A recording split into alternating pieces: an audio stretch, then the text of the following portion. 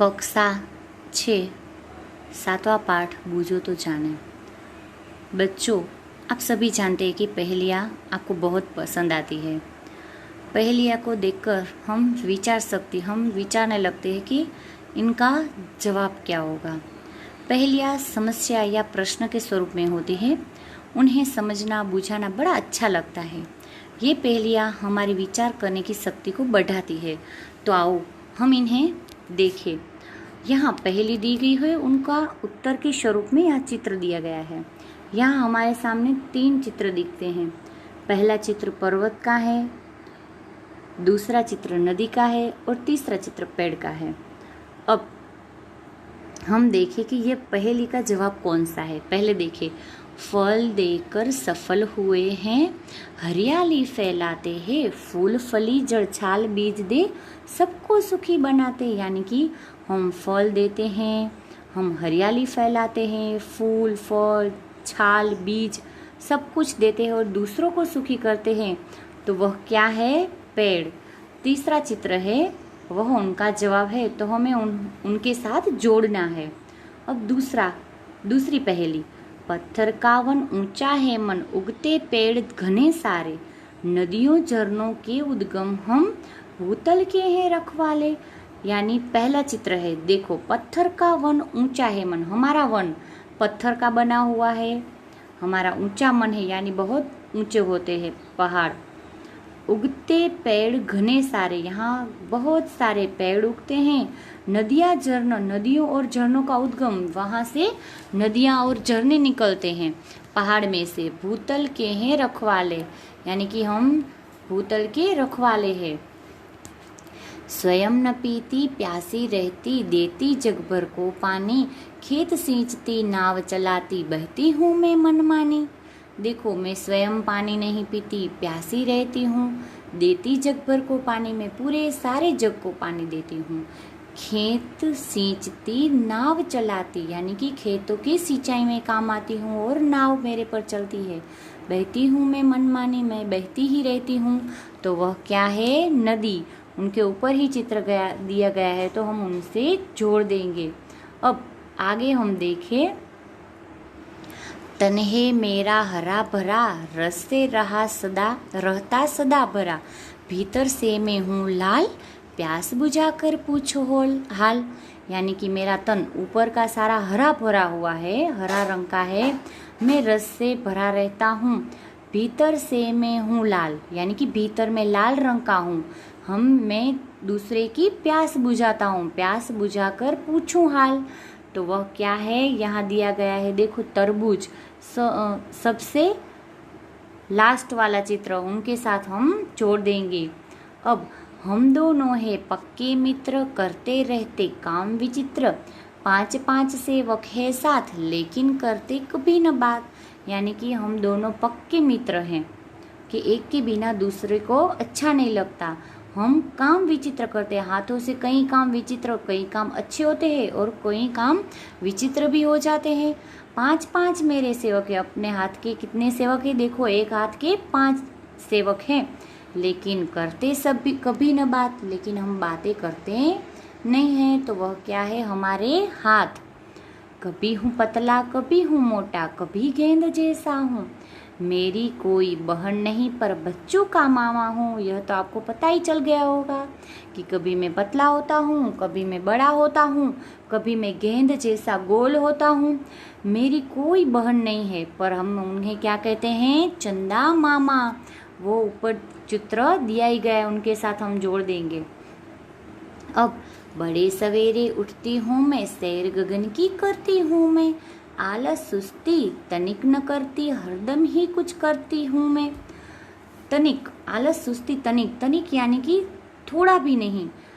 बड़े सवेरे उठती हूँ मैं बहुत सवेरे उठती हूँ, बहुत वहली सवारे उठूँ छूँ। सैर गगन की करती हूँ मैं, गगन में सैर करती हूँ।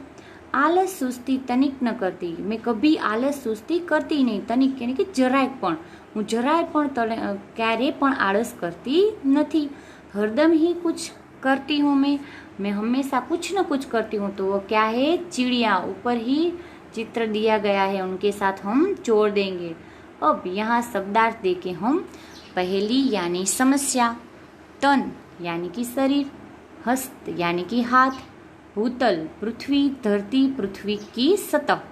अब अभ्यास का पहला प्रश्न देखें। वाक्यों में कुछ फल और सब्जियों के नाम हैं, इसे ढूंढकर हम सामने दिए गए बॉक्स में लिखना है। क, उधर आ मत जा, यानी कि देखो बीच में आता है आम। अब ब है अंदर आ, लू लग जाएगी, तो आलू आता है पास में, तो हम आलू लिख देंगे। क, जयपाल कल आया था, तो यहाँ जयपाल क, पालक आता है, यानी कि तीसरा का जवाब है पालक। ड, संतराम आ गया, यहाँ देखो देखते ही पता चलता है कि क्या है, फल का नाम संतरा। ई, शैलजा मुनमुन से मिली, यानी कि जामुन। च, फैला हुआ आम कब सिमट रहा है, फैला हुआ काम अब सिमट रहा है, तो यहाँ मटर दिखता है, सिमट रहा है, मटर, तो लास्ट वाले में क्या आएगा, मटर। अब दूसरा चित्र, यहाँ चित्र में कई सारे प्राणी पक्षियों के चित्र दिए गए हैं, तो हमें यह ढूंढना है कि यहाँ कौन कौन से चित्र है।